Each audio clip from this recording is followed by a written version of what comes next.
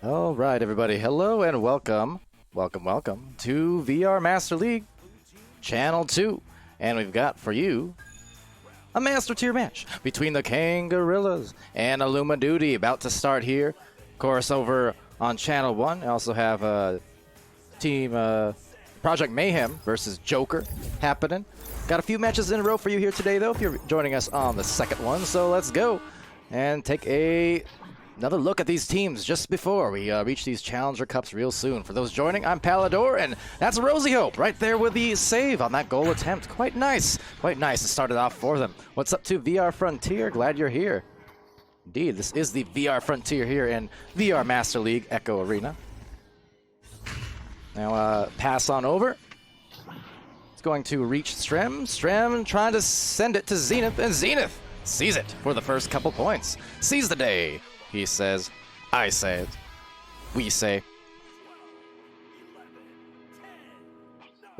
Me here for the crew at the moment. Also let me know, by the way, in the Twitch chat, I probably should have tended to this beforehand, but I switched up mics briefly. Not necessarily a permanent thing, but let me know if anything sounds a little bit off or funny, or if you can't hear anything at all. Didn't manage to get to do a sound check before this game, so levels look all right. So I'm going to assume they're all right, but just let me know if anything's weird. With that, though, on this collection, it's Zenith right back to a Strem attempted there, but Mad will grab it. Tom saying I sound cute. Well, I'm not sure that's what I meant, but I'll take it. I think that's a good thing. Right now, almost a good ring into the goal, but it's not a ding. But yeah, back to Illuma Duty, back to actually Kangarillas, but Zenith getting stunned out. I think I appreciate that, I think. But anyway, a fake. Ooh, look at that. Off the backboard, though, a little too soft. I mean, the intention was there, but made it kind of an easy pick for that defender in the goal. Maybe expecting a stun. Didn't happen, so instead a recovery for Speedy. Speedy, the crossover. Beautiful delivery, and Rosie finishing that play. That was great. Speedy and Rosie. But yeah, just perfectly led. Look at that. Right at the barrier. Then Rosie just able to maneuver it around the barrier, so she didn't get caught up in with the disc there. But that was nice. All tied up here to start. We'll take it. We'll take it. Strambitsky, he'll take it. Over here from the midfield. Don't juke me like that, Strem. And yes, correct, Millicent. Kang is here. As is Palidore. As are you. And Frontier. And Tom with those clammy feet, apparently. Up here at the cloud, it's going to be taken by Strem. Strem looking cross, and ooh, talk about nice deliveries and nice leads. Well, they'll take the lead right back for Kangos, just like that. Works out quite nice. You know what else is here? I got me a Sonic burger that's just bound to go cold by the time this cast ends. But I could not miss, of course, Master Tier cast. Especially not for the Kangos and Illuma Duty. Talk about players that I've known for pretty much my entire Echo lifespan, just about. So here, Rosie down to Burbs. Burbs eyeing down that goal, but getting stunned from behind by Seal. Seal that reset to Strem. Strem now needs to get that over the reach of Rosie and Burbs there, and does so. So that's going to be a clear bouncing off that tunnel. Now bouncing through fast on this recovery. A couple Kango players are going to split off, but out of nowhere, Rosie Hope. Wow. Didn't see that coming, and neither did Kangos, but that said, a big brawl up here forming as a pass goes to Seal. And they'll go up by 4.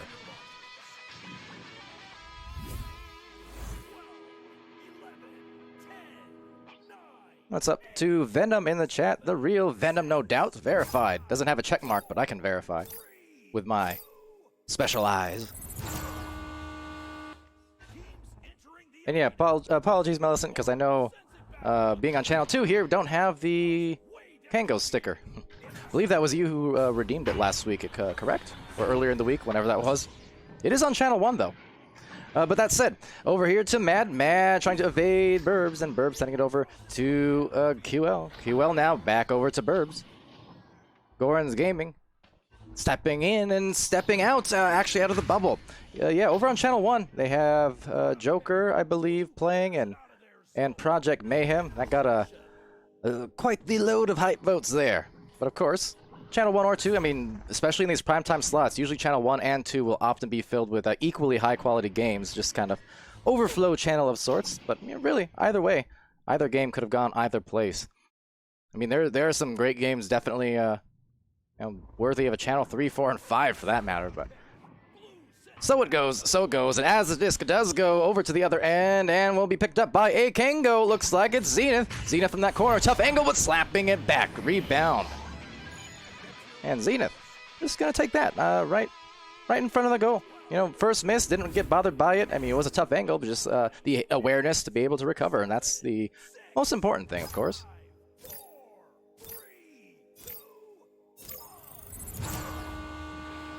And yeah, you still got the sticker there in Channel 1 anyway. Not here in Channel 2, unfortunately. But actually, Channel 1 is live right now, so technically, Millicent, you can go to Channel 1 right now, and if you do click the Kango's sticker, it will show up here on Channel 2. I actually haven't separated it yet. So any stickers clicked over on Channel 1 should show up here also. But just a note. In any case, here we go. Gonna be taken by Burbs. A 6-point lead being had by the Kangorillas over on the blue team. Over to the midfield. QL Young snagging it, sending it to Speedy. Speedy over to the Pac-Man. 3 Kangos in the bubble and 1 Strembitsky out here just roaming in between the triangle of Illuma Duty. And a crossover and the power finish. 18 meters a second, a near slam dunk. Essentially from Rosie Hope, and Speedy V, again, the assist to Rosie Hope. So nice connections there a couple times this round. 7, 6, 5, 4, 3. And oh, John Tejada, what's up? The one, the only, the one with all the technique in the world. As they send it over here for Kangos. Talk about technique. Definitely Kangos in fine form. On this recovery, up by that shoulder. Has the angle, has the Zenith, and Zenith finding the 2. They're up by 6 yet again.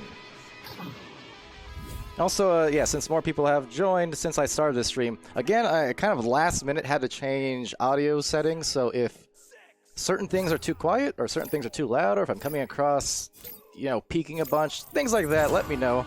My monitors so far look okay, so I think it's okay, but if anything is too quiet, too loud, or otherwise, just let me know. That said, Rosie Hope here with the disc, sending it way across there. Trying to hit Speedy, but Speedy getting hit instead by some punches. So Sealable Bag will retain. Seal sending it to Strembitsky. Strem now looking for that clear as the Kangos turn around and try to find their stacks of their own. There are some players for Illuma Duty.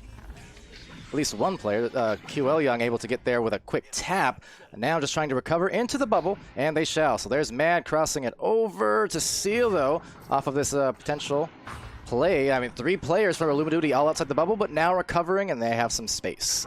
Mad from that boot. Mad with the reads and trying to find that offensive play, but the defender, Speedy, I believe, just diving out to contest from that tight corner.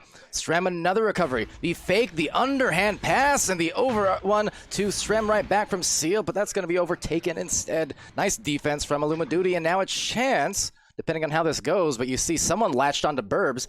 Sealable, it looks like. It's going to enable Duty the chance to recover. There's Rosie with that disc, and the third one will not be good. Saved by Strem, and dinging it, though, off that post and unable to get a clear, so another recovery coming in. And QL with a disc. All right, so now right back across to that shoulder, and will be grabbed by Speedy, but Speedy being stunned by a very mad player, and Burbs. Equally angry are these players on the defensive end. Rosie, another one, and another grab, that time from Strem and Mad. What ridiculous defense that was. After those plays, you would have thought that was a guaranteed goal. Jeez.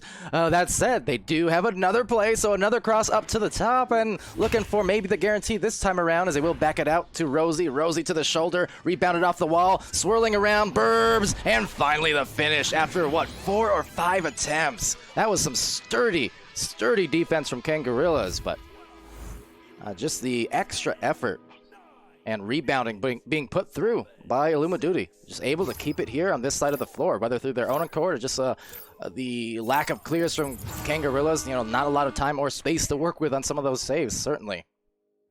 So, yeah, great job on Illuma Duty's part. There's 1 minute left, less than that, in fact, and some super aggression, hyper aggression will be needed here for Illuma Duty to come back in the next 40 seconds. They're only down by 4, but obviously they need to cause a turnover and score rather immediately. And against a team like Kangorillas, that's a very tough task to do. If they have a lead and there's not a lot of time left. They know how to maximize that to their full potential, and there is Sealable Bag. A very consequential goal to end this round, or at least guarantee it in favor of Kangarillas. See, Rock's also in the chat there mentioning Jokers on Quest now. Like the whole team. I remember playing a couple private matches with Ryan back in November or December. And he was pretty ridiculous already. And that was just his first Quest match from what I recall, with the Quest 2. But anyway, with that, that is a 12-6 lead for Kangarillas. So a victory, but not a substantial one, certainly. Illumiduty putting in some very good work. They had the nice passing plays. Speedy V to Rosie on 2 separate plays. Their first 4 points were courtesy of that. And then that 6th point, well, the 3rd goal, but the 6th point, that was just through pure will, essentially, on that long barrage of offense that lasted a minute or two with all those saves. Pretty silly, but in a good way. All right, to the scoreboard for you guys. I'm glad to hear that everything sounds swell. Nice.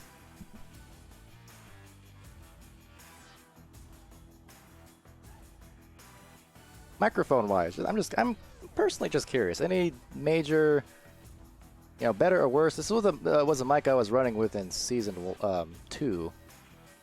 So I don't know how it compares or if it even matters. I can always look it up later. Never you mind, chat. Never you mind. I have responsibilities here, which is to say a cast. And that said, the round going to be starting here in the next few seconds. But taking a look at those scores, I mean, you can see, Sealable, Mad putting in those points, and as well as Zenith. And, only 1 save credit to the Kangarillas. Not sure I believe that, but that's okay.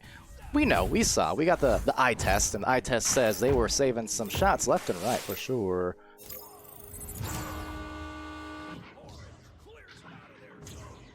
All right, so over here, and crisp like celery. Excellent. I mean, I'm not a huge fan of celery, but I'm a fan of crispness. I'm a fan of crisp passes, even. And I'm a fan of Christmas, even. Some of these assists, though, and they must get it through that midfield. Otherwise, Kangos are, let's see, well, at the opportunity with that ramp shot, but a little bit off. Either way, Speedy was there. And over to the tunnel by QL. QL just slinging it over to the blue zone, taken here by Strem. Now 3 Kangos in the tunnel, 3 duty players right outside the tunnel, and one of them looking to recover. There's Rosie with a stun on Zenith before the grab, and checking in front and behind, not getting panicked there, and just trying to wait for the teammates to get in position or gather a stack. So nice patience being shown there, but unfortunately the misgrab is going to make things a bit tough for Speedy in the midfield, and even tougher as, Kango's actually just headbutted through, so a missed opportunity there for Kangarillas perhaps, as Spurbs now takes the disc back.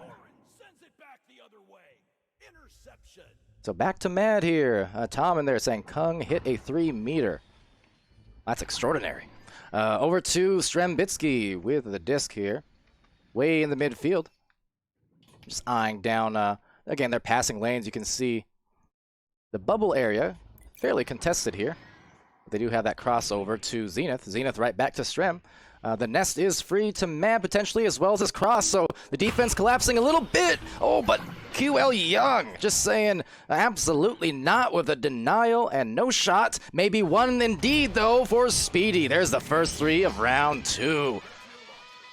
QL on the other end, though, absolutely saving the day because the defense did break down there. You saw there were essentially 3 players for Kangos after a multitude of brawls and repositioning around the bubble. 3 players, as they drove in, were essentially free to take a shot or make a passing play.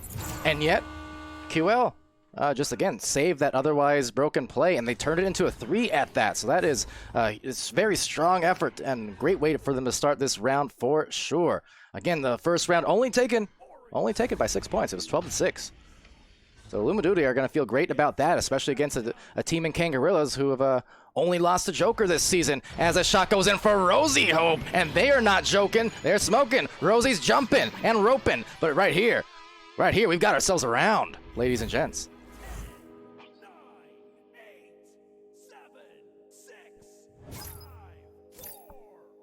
And again, it was Speedy V also assisting Rosie. That's the 3rd time now in these 2 rounds. Of course, I always give props to Speedy for again, no matter where he's played, what year it's been, I mean, he's always just a quintessential teammate. Can do everything, no doubt. I mean, he can strike, he can brawl, he can defend, he can do a bit of it all. But definitely one of those players I would refer to as a certain anchor, which is to say not anchor shot, but just an anchor player. You know, holds it together. He does what he needs to do at any given time. With that, trying to find maybe another series of points. That's a handoff play to the backboard there, or rather the barrier. But unfortunately, it was a Kango player there, so it will be a turnover. The stacks coming in rather quickly, overshooting initially, so Mad with a disc. Mad over to the backboard. Great dive from Burbs to Deny. Back to Strem, though. Strem getting stunned. The stack here from Illumiduty doing pretty well for themselves and the defense in general. Another dive from Burbs, and very, very well timed. You see, Seal thought he might have been free, but no. Just, again, well read. I'm very impressed with that defense we're seeing here from Illumiduty. The offense, though, being denied by the defense of Zenith and Kangorillas. So what one team can do, the other one can do just as well. These are master teams after all, but lining it up on another pass over to maybe a alley-oop attempt, but just off the pole. Rosie Hope, another rebound, slinging it over to Speedy. Speedy to the backboard, but Sealable bag is there. Again, defense here. I mean, doing work. What can you say on both sides? Both teams are not getting just these easy 1-2 punches where they get their score on the first dive. Both of these teams here are needing to take multiple opportunities before they can actually get their scores off most of the time. That said, only one and done for Mad as they go finally up on the scoreboard with 2 points. Off that clear and that boost. 10, 9, 8, 7, 6, 5, 4, 3, 2, 1. See Nova Lux also stopping by. Rox Titan interested in the developments here in this round so far. And Moonlit Jolteon as well. This is a very, very moonlit game, or at least a lit game so far. Over to QL Young. If I'm punting a lot, is that also a lit game? Because Literaria, either way, mighty scary is the defense of Kangos, and Zenith there slinging it out. An immediate boost coming in from Zenith as well, so gets that first tap, gets the second clear, but then right back it's Burbs through that tunnel.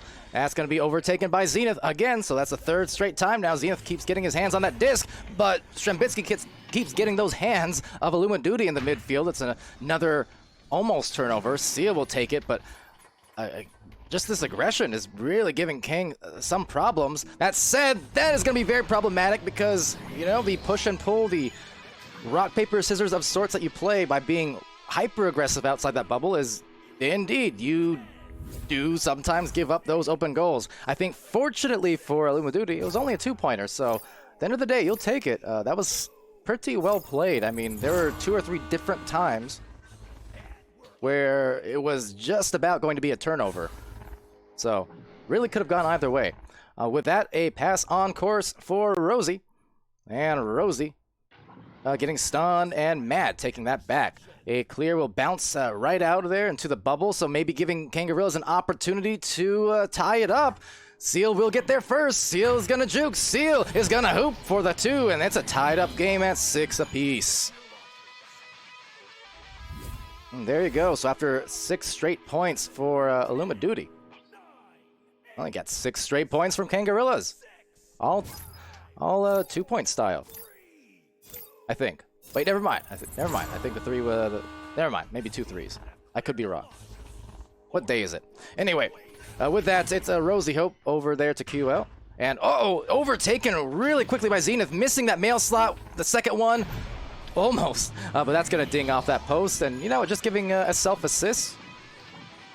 And suddenly, that's 9 straight for Kangorillas.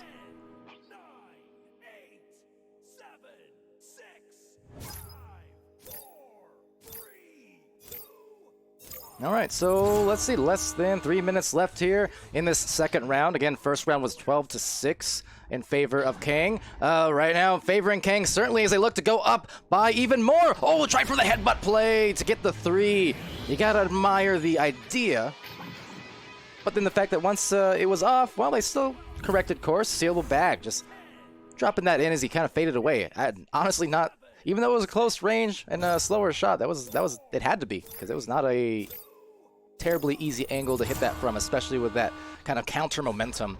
But that said, 11-6, and really starting to pull away here for Kangarillas with less than 2 minutes left. It's not out of hands here for Lumaduty, but they do need to score on this play, and they need to make it happen pretty soon as Rosie backs it out. But Seal playing the lane perfectly. Again, that immense defense we're seeing from these teams, and it extends way past into the three-point zone. That is a 59-meter bouncer from Sealable Bag. Sealable Bouncer saying, get out of my club. Anyway, it's 14-6, and that hit is going to be all but the ice, I feel like, in this round. That is a devastating one to have go against you, especially in this late-game situation when, you know, otherwise the round had been going so well for Lumaduty and still keeping it close, but then to have something like that go in definitely hurts to see. John saying, intentional shot? Oh, I never said it wasn't. Sealable Bag is going to do it again. That was intentional as well. No, absolutely. Thing is, I'm never surprised anymore by these bounces. I see it, especially at Master Tier, but even extending to Diamond and Gold. You see players very intentionally hitting these walls and these side blocks and cloud shots. You've seen the corner panels. There's probably 5 or 6 different ways you can hit those full court shots these days just by using the geometry to your favor. And absolutely, Sealable Bag, one of the longest time players and on one of the smartest teams to ever exist in Echo. I'm sure they got those angles down pat. That said, Zenith trying to pad one over to Mad, and Mad will be glad to get the grab and the score. They're up 19-6. And that is a 19-point run, 19-0 in round 2. After Lumaduty had scored the first 6 points. That is a massive turnaround for Kangarillas, who just turned up that heat and the aggression to new levels. You know, started really with a lot of that defense, and once the defense started, you know, turning up even more, they were able to just bother Lumaduty as Rosie Hope will finish it off in this round for one last score. But that will be the 2-round sweep to Kangarillas, 19-8 in round 2.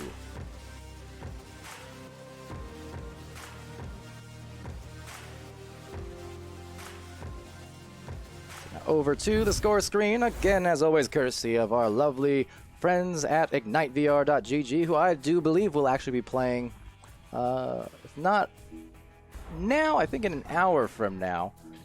I think an hour from now they will be on Channel 1. Over here on Channel 2, we've got some more coming your way still, so I'm going to send you off to an intermission shortly here. I do have actually a minute to read some stats, however, so I can do that. But yeah, checking it out, it is over on the Lumaduty side. It was Burbs with an assist, a couple saves, 17 stuns. Rosie had 9 points to lead the offense. And again, being assisted all 3 times by Speedy down there, you see. But the 2 saves, 1 steal, 24 stuns for Rosie. QL Young with 2 points, 3 saves, 26 stuns. Then Speedy V with 3 and 3. As well as a steal and 26 stuns. So, you know, slightly winning out in the steal department there, winning out in the save department as well, but just comes down to the, to the defense from Kangarillas, able to deny them enough times and really started getting those breakaway goals. I mean, you can see the again 67% of shot attempts going to Kangarillas. In fact, all of the Kangarillas players with 6 shot attempts, which shouldn't be a surprise. This is a kind of a running theme. We say that for Kangarillas. They always say how they're not a team who plays with roles per se. They all can do a little bit of everything, and that's kind of their game plan because of their positioning and their extra passing. It's true. Every single player here can score, and they can all assist each other, and that's why it reflects on, again, the amount of shot attempts. That's why it reflects on the assists, you know, and on the points. I mean, Strem, a rare game where Strem does not score, but he's still got 5 assists to lead the way, which is impressive in its own right. So that's what I mean. You know, on any other given night, Strem could also score 20 on his own. I mean, that's the beauty of the Kang roster here, is that they're very dynamic and adjustable to whatever the match demands at a given time. All right. And Sealable Bag in the chat. Good games. Good games is. John asking, what does it take to be on a week recap or game recap on YouTube? For a lot of the weekly recaps, that's basically just taken off of the Twitch clips, some of the most viewed Twitch clips throughout the week by lulz. considering maybe opening a submission channel of sorts, but at the same time trying to discern between, encourage people to only submit the best of the best stuff is also another thing in itself. But yeah, up until this point, weekly recaps are just based on that. The match recaps, no particular requirement beyond me having access to the highlights captured by the caster who casted that match, or the cameraman rather, and me having time to put some together. It's not actually a terribly long process, but unfortunately, sometimes I get a little bit busy. But that said, that's about it. What else? I think that's about it. All right, well, with that, we have one more, well, actually 2 more matches coming up. The next one here on Channel 2 will be Subatomic versus Cosmic. So, yeah, with that, I am gonna send you guys to a little intermission for a few minutes and get myself reorganized and set up for the next match. So, do stay tuned here on VRML Channel 2.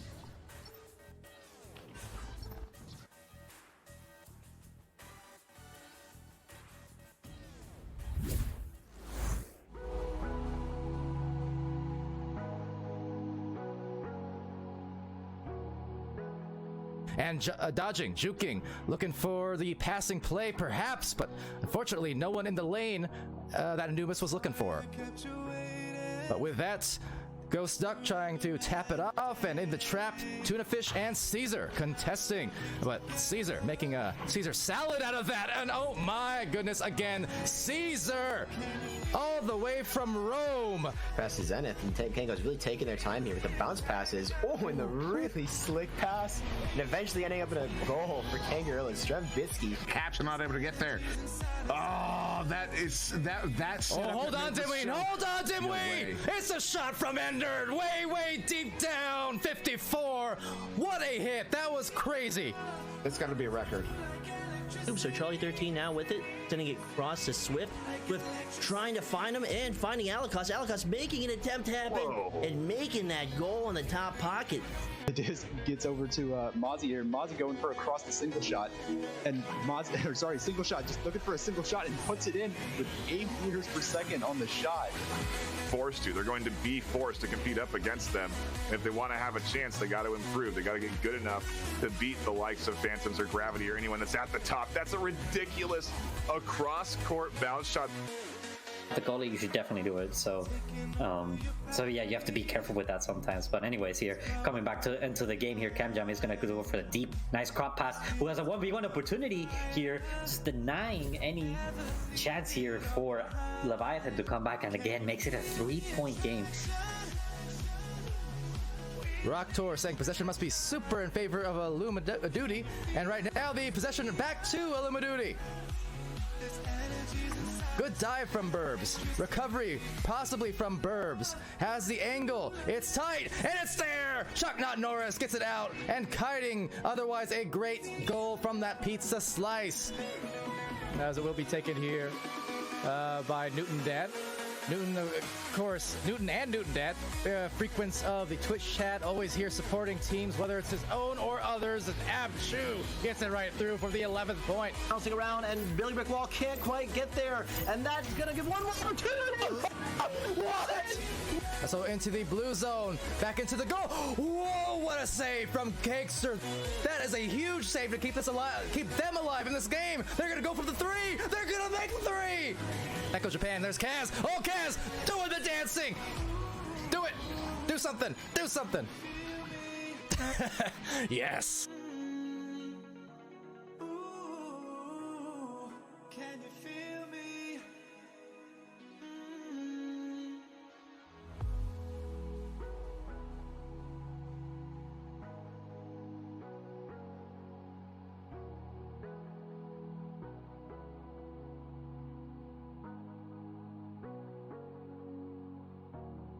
Sorry I kept you waiting forever and a day, but now we're out here together with nothing standing.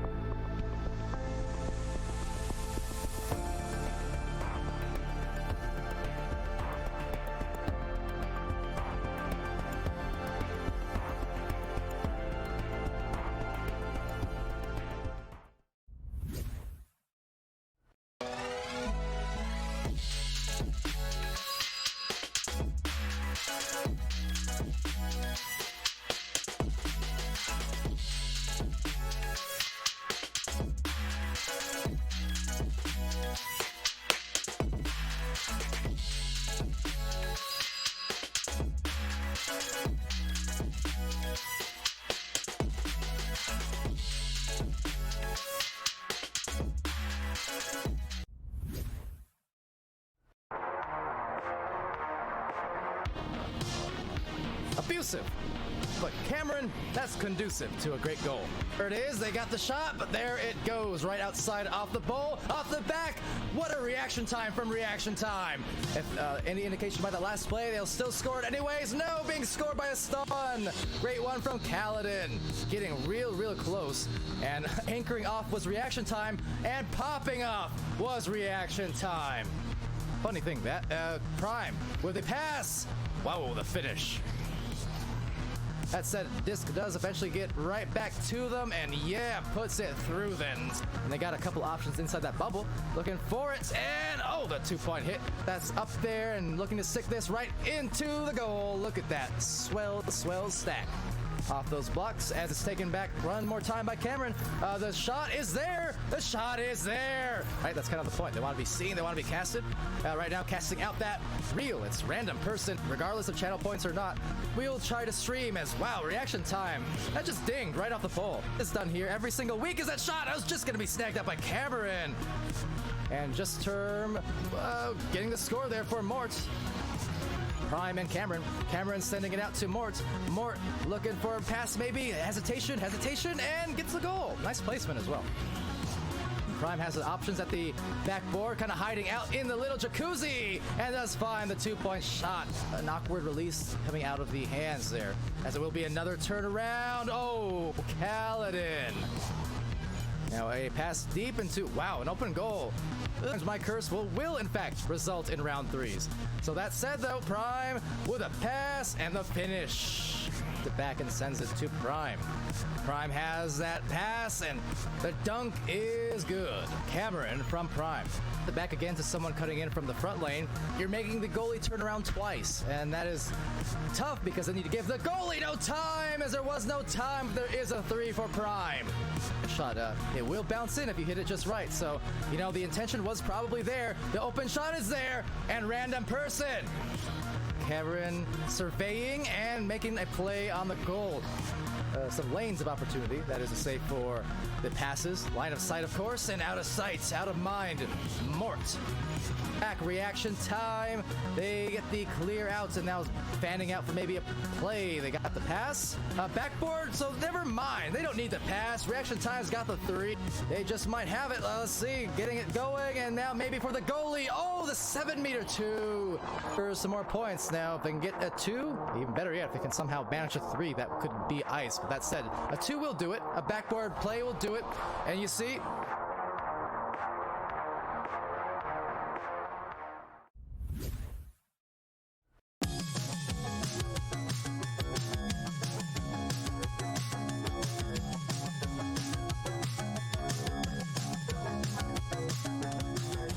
Hi, my name is Connemar Chaos, and I play for Spaghetti. Hi, my name is Meatballer90, and I play for Team Spaghetti. Hi, my name is Oculusator, and I play for Team Spaghetti. Hi, my name is Al, and I play for Team Spaghetti. Hi, I'm Llama Cat, and I play for Team Spaghetti. What I'm most excited for this season is to show that Team Spaghetti is not the underdog and show everybody how far we can actually go. I'm feeling that the team is pretty strong. We're excited for the next season, and we don't really know what's to come. We're definitely aiming very high.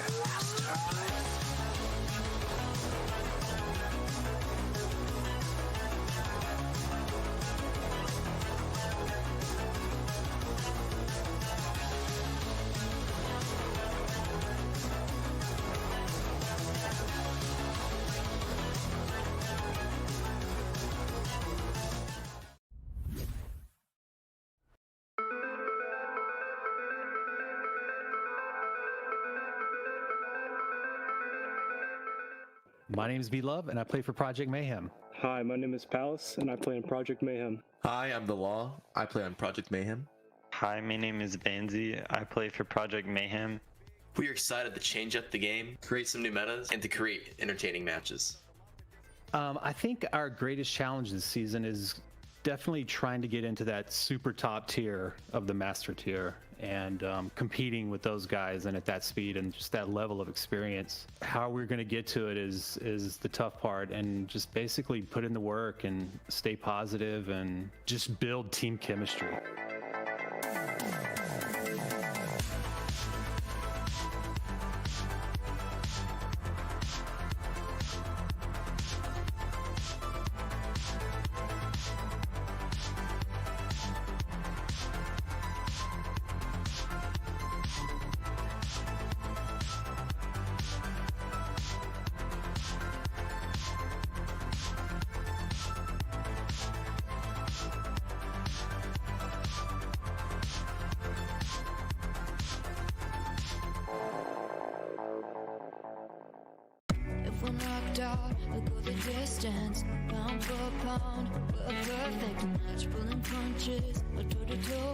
For Spaghetti, this is their life. They need to win. Flat out. They're back within 3. We have a minute to go here in round 3. Spaghetti's season is on the line. They have a minute to defend it. He is looking to bring it in. Wants to, is going to take it in. So they have to score right now. They cannot hesitate any longer. Bringing it in. Cross pass out. Coming in. What? Oh, God. You'll see the stack pursue it all the way down and sinking it will be Oculusator. And Oculusator absolutely on fire. Triple coverage. Here, going to send it up to the ceiling there to Oculusator. Going to upset somebody in the bubble. Bringing it in. No way. Oh, God. Able to maneuver his way through triple coverage. This team is absurd. Who in the chat said that Spaghetti has no goalie? Who said it? You're banned. Their long shot. Oh, no. Who was that? From long shot. What a bait by Meatballer. That was dirty. That was disgusting. Long shot. No. That block and the shot to finish the round. That's the coup de grace. That is the mercy blow. It's impressive. It might be stuff of legends, and I'm speechless. Spaghetti is just that good.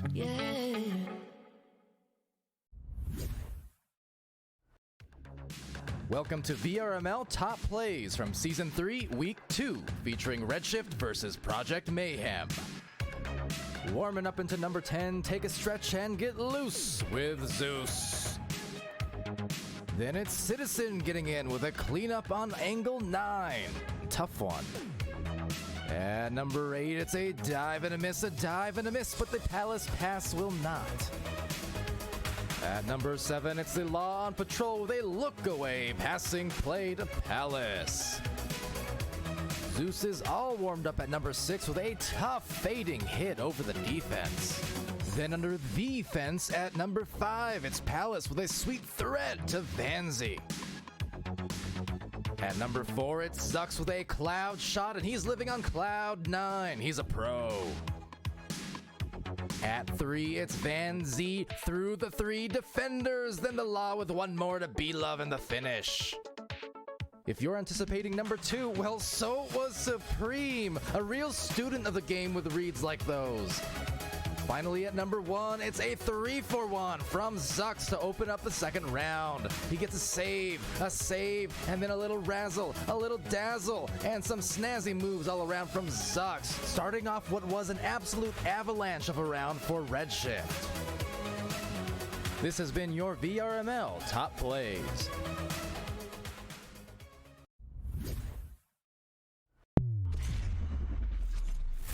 So Joker in Season 1, they didn't go undefeated. Every single game they won, they did it in 2. And the only team to take them to 3 rounds during the season was Kang. And every time Kang took them to 3 rounds, that Kang won. Kangaroos, they've been there. Ladies and gentlemen, Kangaroos is back. They found it. I don't know where it went, but they found it. One more championship team to officially Big guy Strembitsky trying to find that pass, and Kango's bread butter cut through. Rating from NA. This is Kango's game. This is what they do best. Kangarillas. All Kang needs to do is clutch it. Oh, hold on. It's Strembitsky. Was he even looking at Striker, strike that! Silver bang! Whenever Kangarillas with this roster is playing Echo Arena, they're going to always be at the top. Mark my words. But that last winning goal, that last touchdown, is the most nerve-wracking thing you can do in your entire esports career. And not just skill, but planning. These guys play chess. This is not New Grandma's Echo Arena. The be-all and end-all, when you are the guy with the disc, you have to make the goal, and knowing that if I let this in, that's it. I don't feel like it's a job. I don't feel stressed. I'm looking forward to it every single day. I love this.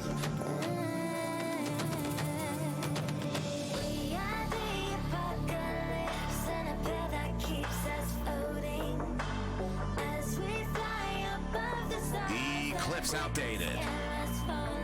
Joker, overrated. Long have we waited. Season 3 Kang activated. So, generally speaking, mentality going into this final. Very good, very confident. We're all not even a little tiny bit nervous, so it's great. What do you have for your opponents? We're feeling better. 1 minute left, and instead if this turns around into a goal, they're going to be really hurting at the moment.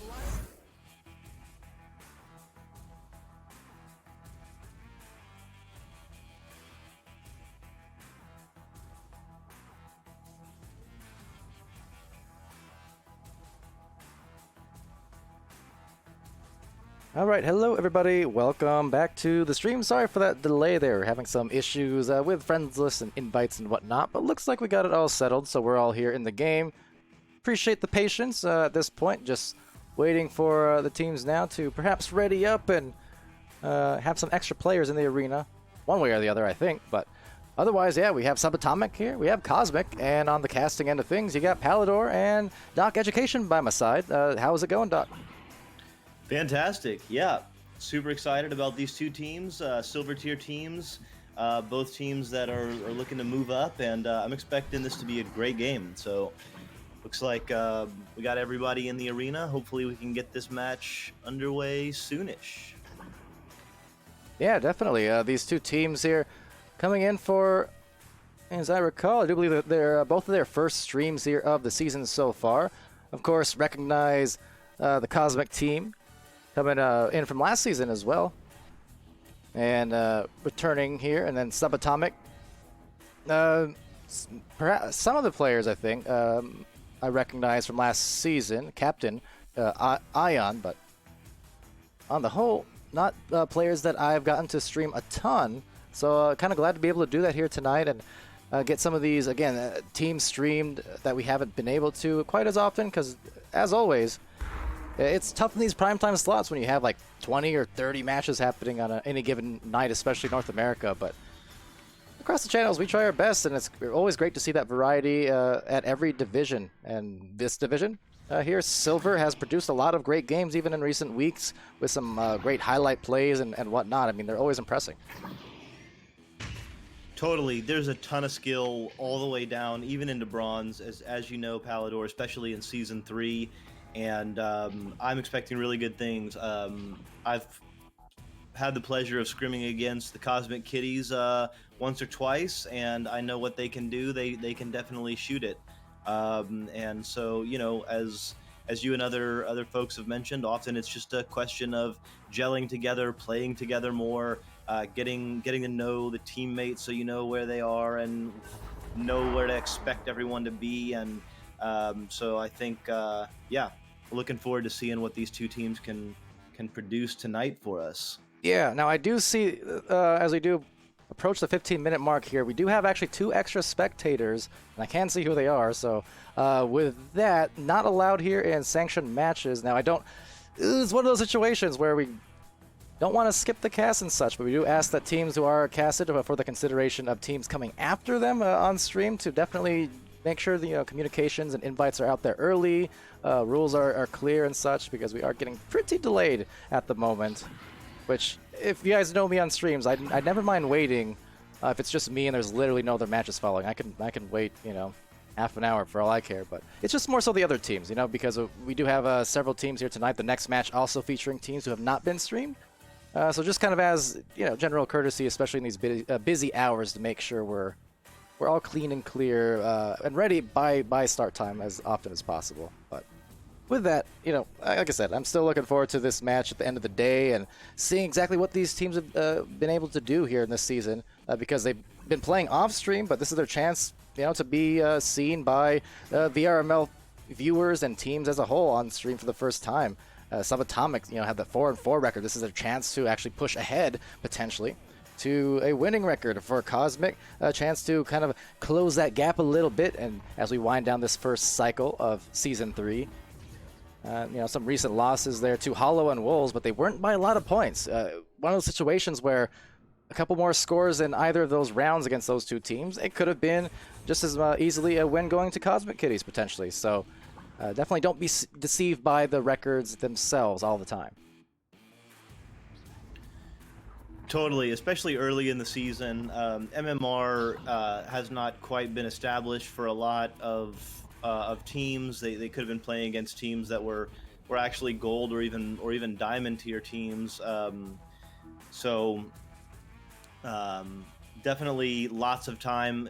What this is end of week four. Are we in week 5 now, Palidore? Sometimes my brain is getting confused. I guess we're in week 5 now, but still 15 weeks to go in the season. So not even a quarter of the way through yet. So yeah, lots of time to improve that record and have some more Echo fun. Yeah, I'm looking forward to that here. So again, thank you guys for your patience as we are about to start. These teams are ready, or just about anyway, just communicating over in the Discord channel.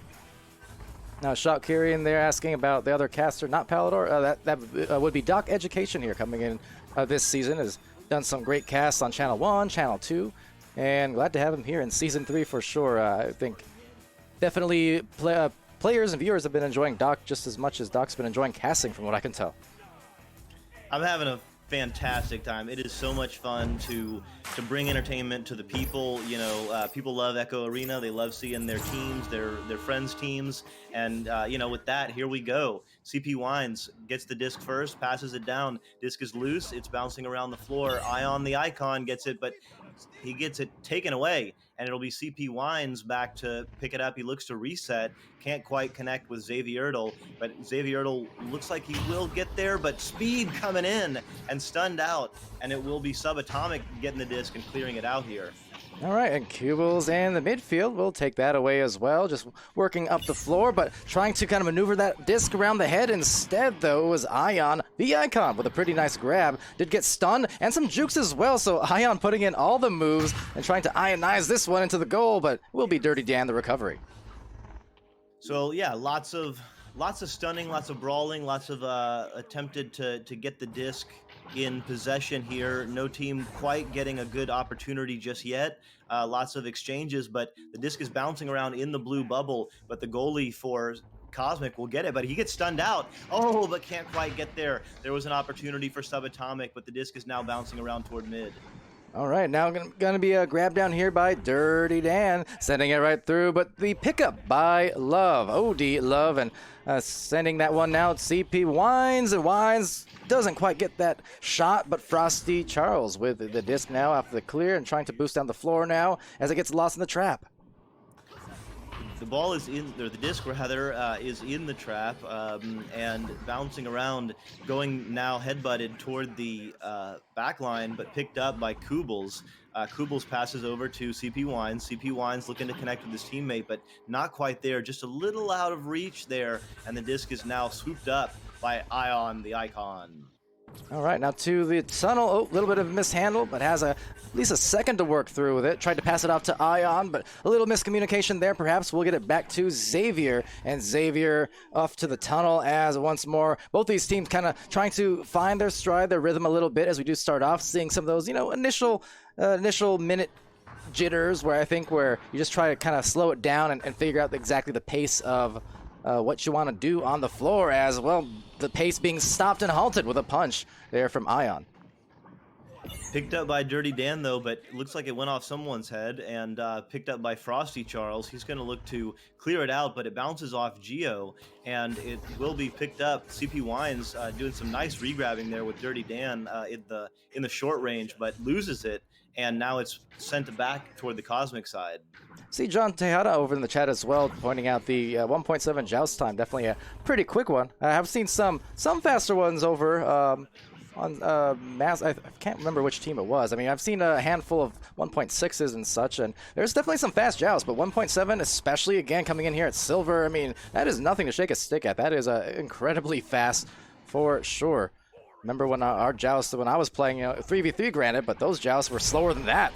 With that Dirty Dan with a nice dish off of Xavier on the assist, and they get their first 2 points. Took a few minutes though.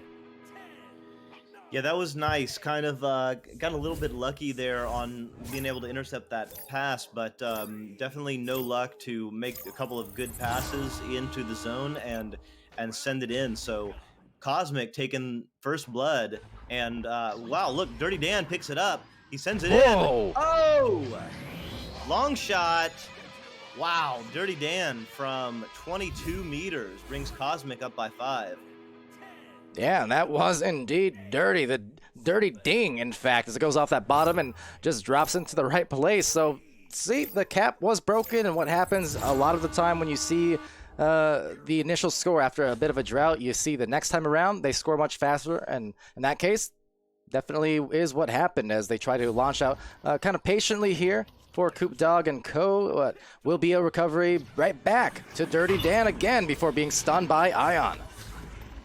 Taken by Ion, but really nice steal there from Cosmic with a stack working over on Double Diamond on the defensive joust. Disc is now loose. It's bouncing around. It's close to the goal. Picked up by Frosty Charles, and Frosty Charles sends it in. Yeah, I mean, very frosty. So much so that was cool, in fact. Charles doing the dirty work to get his first 2 points here for Atomic. And just like that, right back in it. See, it took a few minutes for the first score, but now we're seeing the team starting to calm down, starting to find that offensive rhythm here on the floor. And as a result, yeah, the pacing on the score sheet, that is starting to increase. And look at that, even these passes connecting beautifully. So you like to see it right now, though. Not liking to see that kind of got taken off guard, blitzed by the defense. Really great defense, really great stun and steal there. That would have been a one-on-one against the goalie, and as you know, those are hard to stop. So Cosmic losing an opportunity there, but now they're back on the offensive action. Xavier passes to Dirty Dan, and Dirty Dan sends it in low for the 2. And Xavier, the great pass as well. I like that. I mean, you saw they got stopped in that initial drive off their offensive joust about 30-40 seconds ago, but got the disc back and executed again some great passes all the way down the floor once more. And that was an immediate release on the shot too, to take the goalie even more off guard and have to react quickly. Great job here for Cosmic. They're up by 5. Yeah, Cosmic really starting to pass well here, but it's Subatomic now who's making their move. Frosty Charles looking to connect with a teammate, but no one's there, and it will be tapped out rather toward mid, but can't quite clear it. But there is a stack together for Cosmic Kitties. Let's see if they do a little dribble action. They do. But bouncing off Geo and sending it back, picked up by Frosty Charles and cleared out toward the Cosmic zone. So back to the boost here. All 4 players arriving at the same time for Cosmic right in that bubble, and now need to get a clear out. Trying to hit the trap. There is one who kind of spread out there, fanned out, and that was Xavier. Xavier sending it now on a throw just down the line, awaiting that stack recovery. An immediate fling. Would have been a great hit had it gone, but instead Frosty with a rebound again, and needs to get that out of there. And Frosty shot.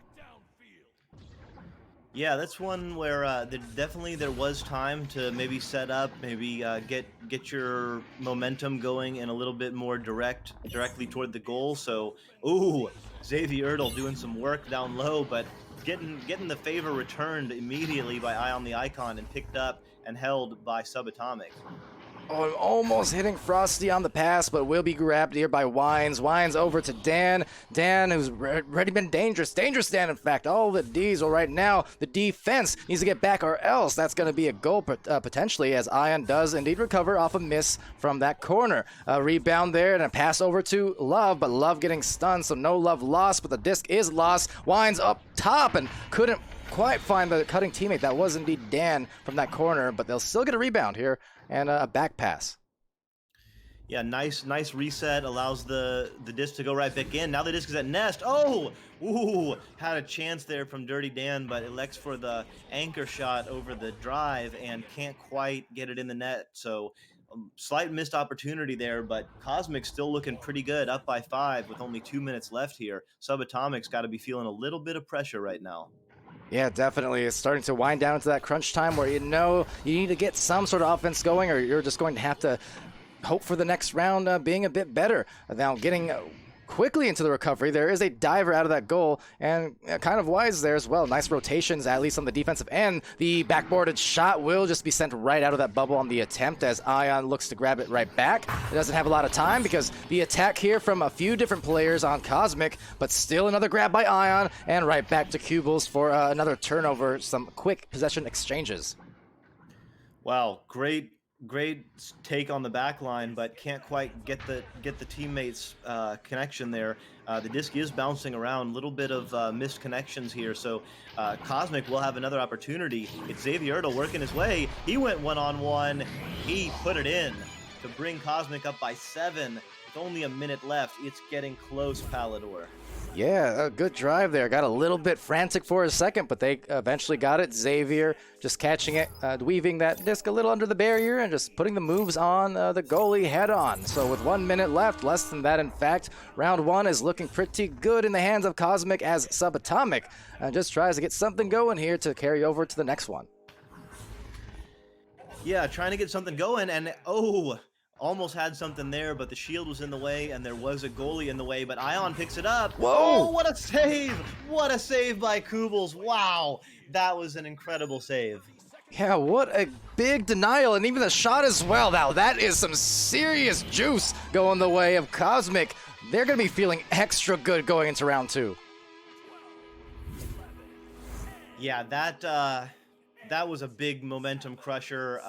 Could have been a nice score for Subatomic. Instead, it turns into an incredible defensive save and a long 22-meter shot by Dirty Dan. Dirty Dan's got to be feeling it. Cosmic Kitties, or they used to be called Cosmic Kitties, now just Cosmic. It's got to be feeling pretty good about that round 1. Yeah, Cosmic here, and I notice that you can see the logo is still Cosmic Kitties, but now just Cosmic with a K at the end, which a capitalized K, so I imagine still kind of in spirit of the old name, but indeed taking this round quite successfully here, and that is a start that they wanted to see. Again, mentioning how for Cosmic Kitties they've had a couple losses in a row, but not by big numbers. It's one of those situations where could have gone either way. With the scoring differential again versus Hollow it was 16-10 versus Wolves 20-11. So. Again, those cases where there's not a big spread across the rounds in total. So with that, Cosmic definitely loves to have this kind of start here to, again, maybe close that gap and get back into the win column and just start off this next portion of Season 3 after our cycle ends here in the coming week. Just the right way. Great thing. We always mention how round-to-round momentum is a thing, but same thing with cycle-to-cycle momentum. If you finish off a week, finish off these 5-week cycles on a good note, it just lets you come into the next one even better, even calmer, and confident in your play.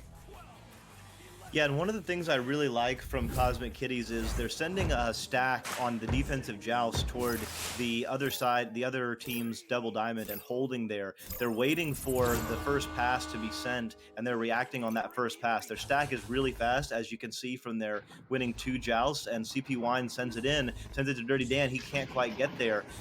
It is picked up, but off the ding ring, and it looks like Subatomic will get the disc. Yeah, some dives out there from Coop Dog in the defensive end. And again, teammates did a good job to rotate. Saw that earlier from Subatomic. And even nicer here as they cause another turnover. So Ion now kind of signaling towards his teammate there, Frosty, to go for the grabs, but maybe a second too late. Let's see if they can make up for it. Then they will. So Frosty able to just kind of undo the delay on the initial stack and just kind of doing it with the stuns alone as the pass attempt gets picked off by Dan off that bounce. Dirty Dan with an absolute rocket, sending it into the other side. It will be picked up by CP Wines. The defense is not quite set up yet, so they do have an opportunity. Tries to make the pass, but bounces off Geo. It is picked up, but stunned out. Disc is loose. It's on the ceiling. Xavier, so close. Wow. Can't quite get there, but it will be picked up by CP Wines. He looks to make a pass, but it's instead sent to Ion the Icon. Xavier stuns him and takes it. The pass is there, but bouncing off shield and sent back out toward the wedge. Subatomic's defense is proving to be a hurdle. There we go. I saw another good dive from Coop to start off that play. We had Ion with some good stuns and grabs as well. The killer is just the fact that for Cosmic, they continue to recover that disc. They continue to have the chance. But now the open one will be missed there, unfortunately. So they could be feeling that one, especially because it was an open goal, but maybe just deceptive, didn't expect it to be that open off the dives, and now closed off by Coop. How about this defense we're seeing from Subatomic?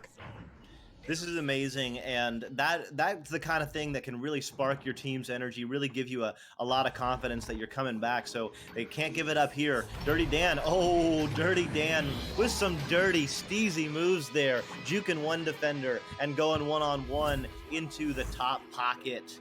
Yeah, Dirty Dan with a pinpoint precision, the pinhead precision even, definitely doing some great work here across the rounds, but finally after a similar start to round 2 as round 1, where the first couple minutes, a little bit slower offensively, team's not able to break the seal, but now that the first score has happened, well, another one, maybe a repeat where we see it come real soon, but no, just off that nugget and back to the waiting mitts of Ion. Yeah, that was another example of, you could see they got that turnover, Cosmic Kitties did, by holding their stack and just waiting for a little bit of an error on the pass there from Subatomic. They did get an opportunity. They didn't quite convert it, but that's the defensive pressure on the defensive joust that's giving them a real advantage in this game as they turn it over here to Coop Dog on the floor for Subatomic. Yeah, Coop Dog playing out of the goal this time, and again, just good positioning. Very impressed with Coop Dog's positioning and the dive instincts, where to be, when to be there. And that said, Wines is going to wind it in. Look at that slinger of a shot, 17 a second. Very quick release from 5 meters deep, and that's the second goal going the way of Cosmic. Really quick release on the pass as well from Dirty Dan. You could see it was almost a no look, or he just turned around and he knew exactly where his teammate was there on the left boot. So either good comms or just good court vision, good arena vision by Dirty Dan to make that pass instantaneous and give CP Wines a really nice opportunity there. Yeah, and Shot Kiri, of course, very well familiar with this team, naturally, being on the roster and here at and the captain, I do believe. Complimenting it as well, seeing if we get another score, and almost saved by Coop. So again, he's been a story, Coop in the goal. But who was that? I think Dirty Dan again was just a shot right through, unable to get that save. Shakiri with some interesting connections there. I get the bread and butter, I get the peanut butter and jelly, but ketchup and mustard, no, my friend, no. It's mustard and mustard. It's more mustard. You don't need the ketchup. Save yourself. Save your palate. As Dirty Dan picks it up, Coop Dog looking to save it, can't quite connect from CP Wine, so Subatomic will dodge one there, getting away from that ketchup and liking their mustard. We'll try to catch up on the score sheet here, indeed, as they make a pass, trying to defend this yet again, but right past the goalkeeper, trying to hit it from that very tough angle. A rebound there will be actually denied. Frosty, but hiding behind the blocks. The Geo was Cubal, so Cube behind the cube, and getting that recovery as well. And indeed, this match, I mean, I think for Subatomic here, maybe just when they get some of these saves, either more precise clears or looking for passes and such, because it seems like they're not having luck on some of these flings, because it's just a midfielder always able to get it back as it goes once again back to that midfield. But like I said, there's the midfielder, there's Cubals, and yet another go at the offense. Yeah, lots of opportunities here. As you say, they're not quite getting the clear out, and Cubals on the back line has gotten quite a few interceptions there, just putting himself in the right position and sending it back in as CP Wines gets it. He's looking to work along the ceiling, passes to Dirty Dan. He's on the floor, or he's on the ceiling rather. He can't quite get there, but yeah, just a lot of opportunities here. Even though they're missing a lot of the Cosmic Kitties are missing a lot of these shots, they're still up because they just have so many more chances. And see, another recovery by Cubals in the midfield. So another thing too to kind of point out as well, and always easier said than done, especially in the franticness of Echo Arena, but oftentimes you will notice when a disc is say saved or stolen by the defense. For good midfielders, they know how to position in usually the clearest line of sight to whoever just grabbed the disc. So for instance, if Coop Dog here was to save it right here, it'd be one of the tunnels certainly. But with another grab here, so see, Icon gets it. Where's the nearest clear lane? Through that tunnel. And you can see the midfielder was, in fact, in that tunnel. So a lot of the times, if you get a turnover, you cause a turnover as a defense, you want to almost try to aim the opposite tunnel, or just somewhere not in your immediate line of sight, because smart defenders, smart midfielders will cut that off. And that's what we're seeing from Cubals over and over.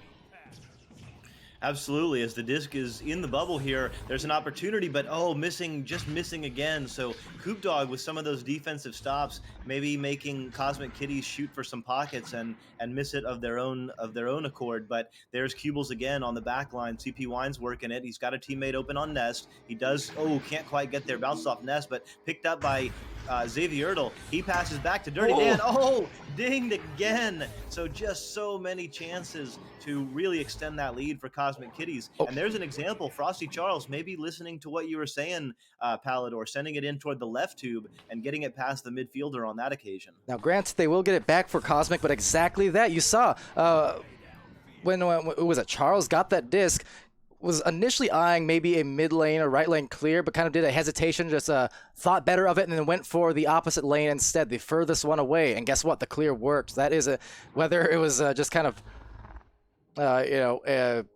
someone, in the case of someone making those adjustments on their own actively, or just a case of maybe, listening on the stream. Who knows? Whatever the case is, those are the kind of things that you like to see. Unfortunately, we've seen a little bit of this quite a lot from Cosmic.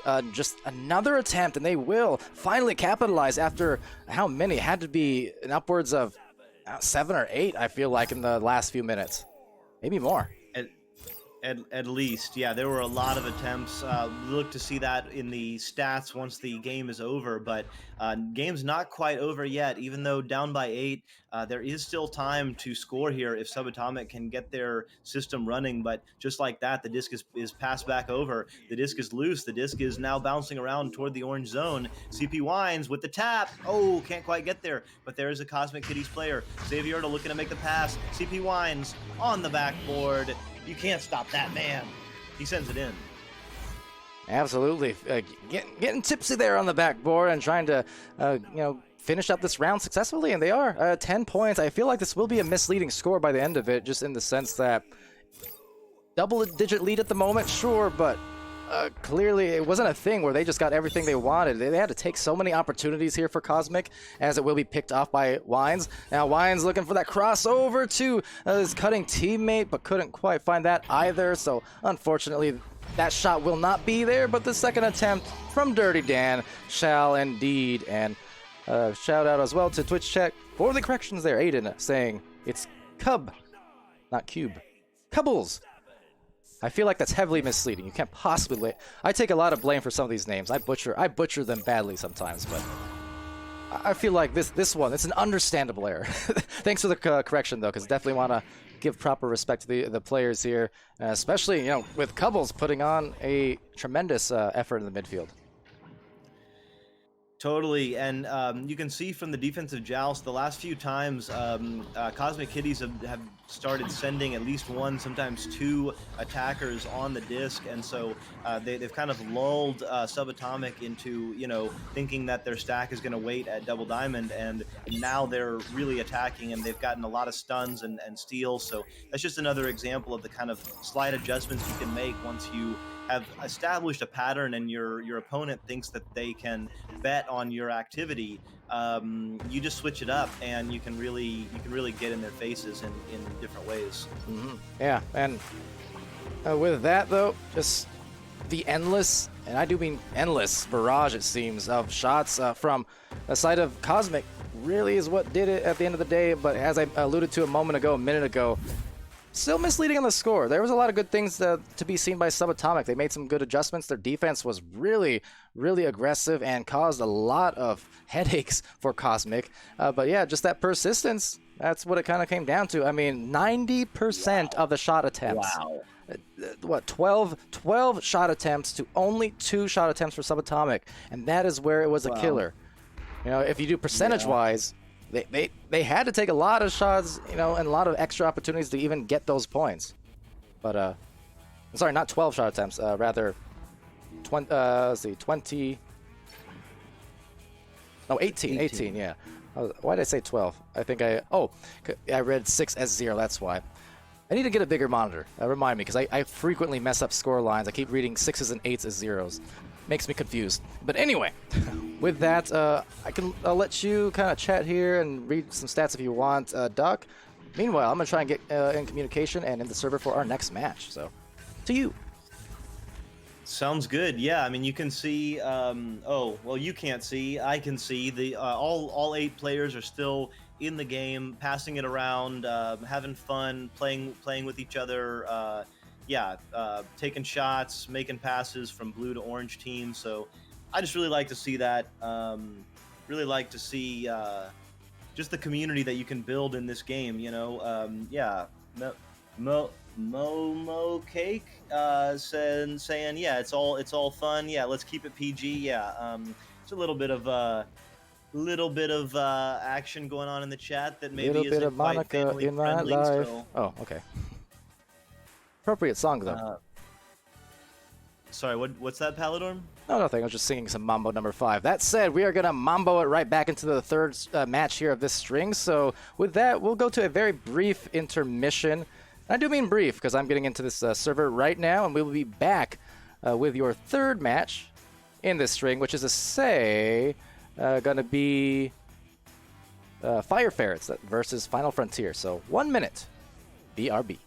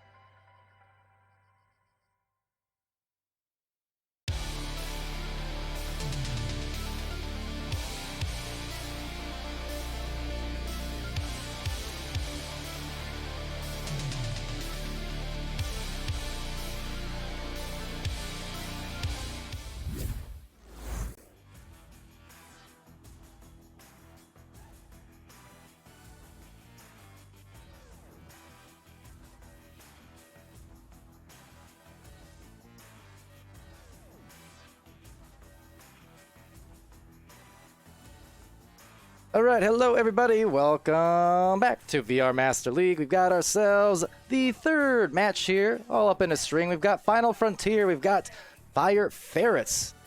So F and F, F and F, and first and foremost, I'm Palidore with DocEducation. And a server crash, either that or a Pally crash, one of the two. Talk to me, Doc. Am I still alive? I hear you, Palidore. Good. Okay, good. So this is a server thing, not me this time. I was nervous for a moment. Well, let me see. I'm not sure if that was the whole... Are you in the game still? I was, but I just got disconnected. Okay. So, well, confirmed. Tech issues confirmed, apparently. So, players will have to, I guess, get some invites back. In that case, we'll just head back, for the moment at least, to the score screen until we get the server back. That is a very unfortunate timing. Wonder what happened there. It was right as a buzzer was about to sound. I'm just glad it wasn't me.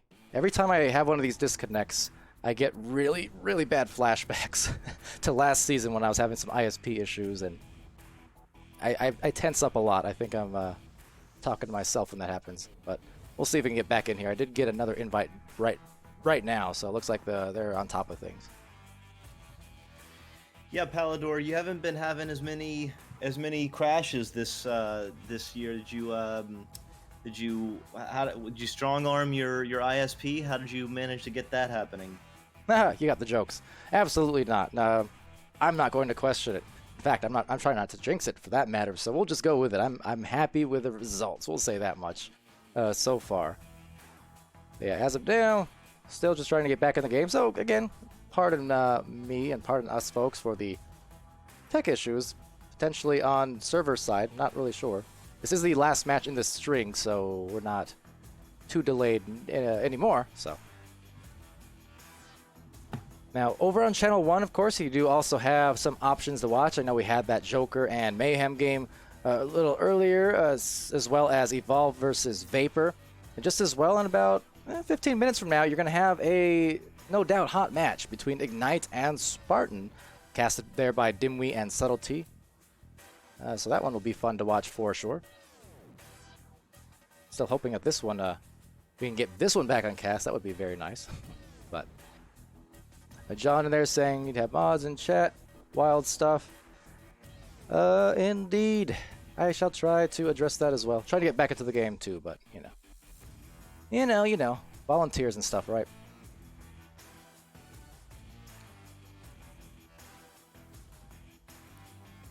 Palidore, do we need a different link, or is this? Should I go back into this one?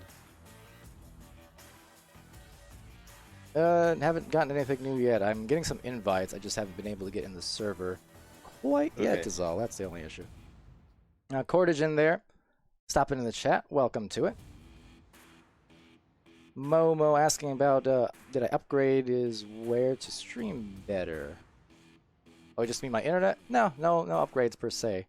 I mean, I did actually upgrade my speed last season, but that was a whole separate thing. It wasn't really related to me. It was just ISP, probably due to, quarantines and everyone being home and stuff.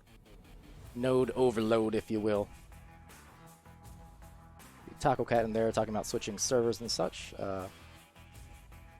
Yeah, I've gotten a couple invites, just still trying to unsuccessfully get back in, so pardon ma. In the meantime, though, if you guys have, chat questions, comments, things like that are, of course, friendly, you can direct them our way.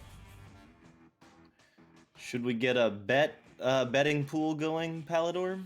Can't do that for Channel 2, unfortunately. Don't have that stuff enabled. Womp womp. Oh. Alright, looks like we're getting something going soonish, so I do, again, have the invite. It looks like it's a public lobby currently, so they don't have a private match yet, but I assume we will have it soon.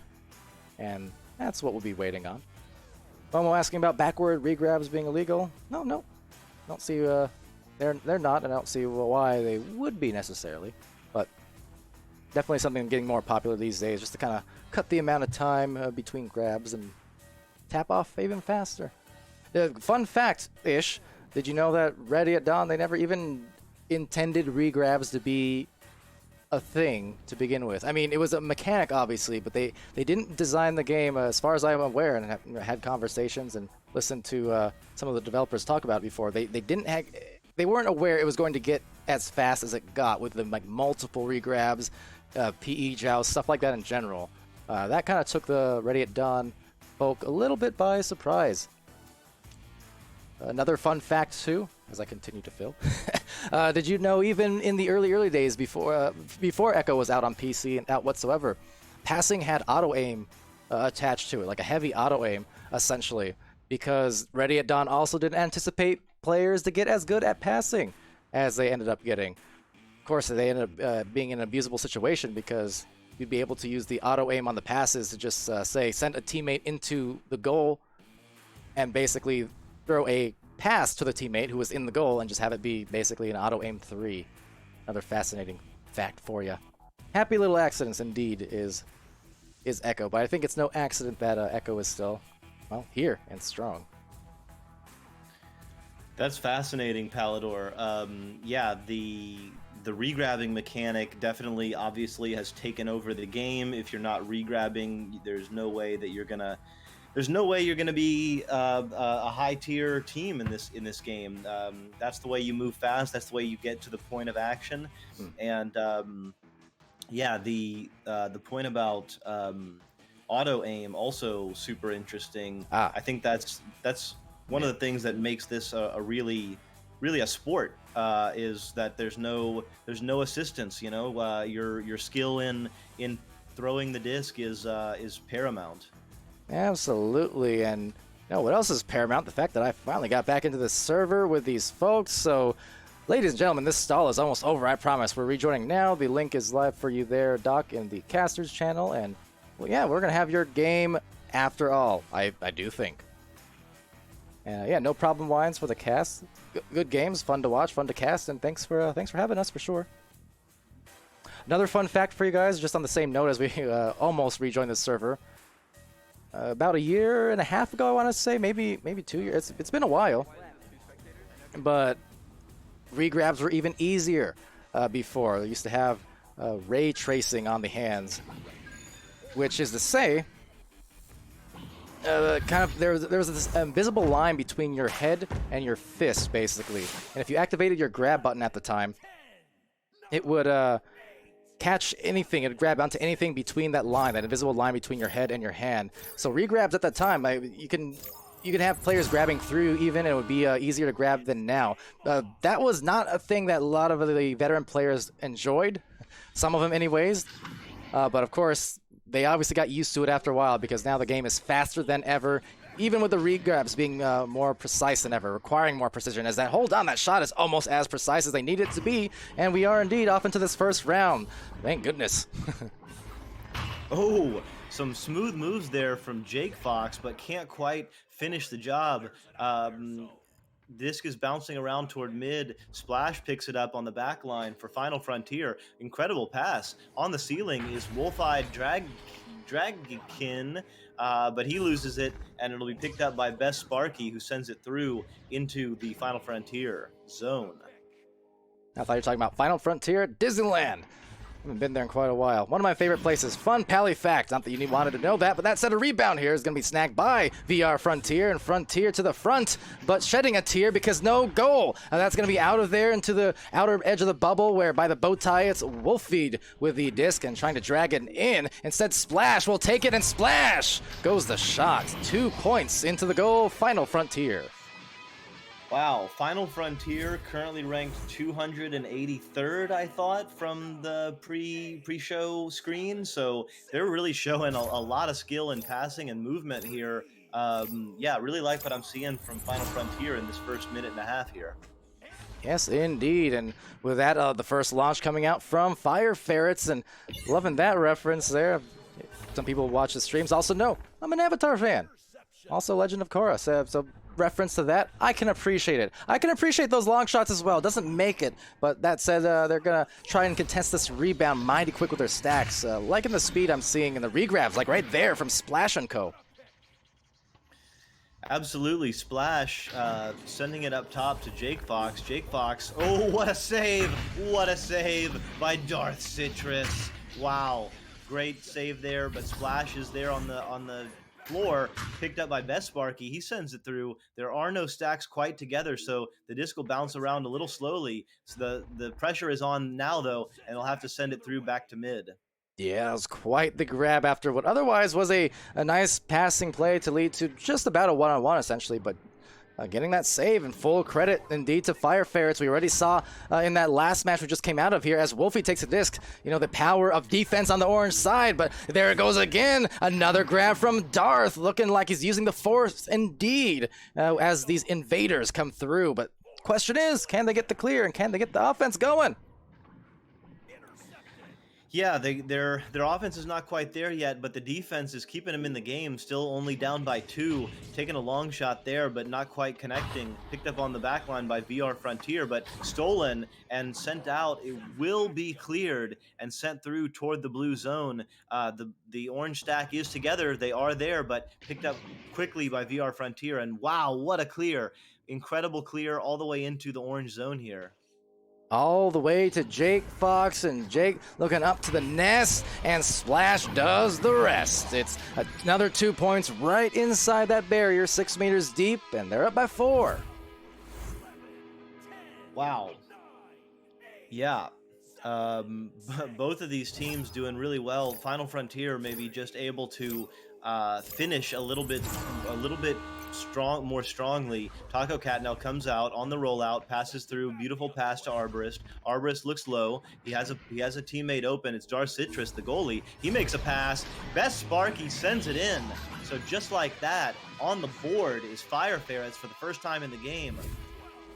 Yeah, Sparky playing some catch with Darth there, and that was great. Nice cross. That was close quarters indeed. I mean, could have been picked off by the goalie as well, but just the precision and the very quick decision-making there from Sparky after the nice assist, and get their first 2 points, and they'll break the seal on their end, maybe looking to do it again, but a great grab from Splash. How about that one? Absolutely. The stack, though, is together. Oh, Wow. just barely missing the mail slot shot there. Oh, and again, missing a little bit of an opportunity. Splash now has to pass it back. He has a teammate on bow tie, but can't quite connect there, and Taco Cat will tap it out. But Jake Fox is on the back line. He takes a shot, and he misses it, but Splash picking it up. It's dangerous. Arborist, oh, almost getting an own goal there, but able to save it out and send it back to mid.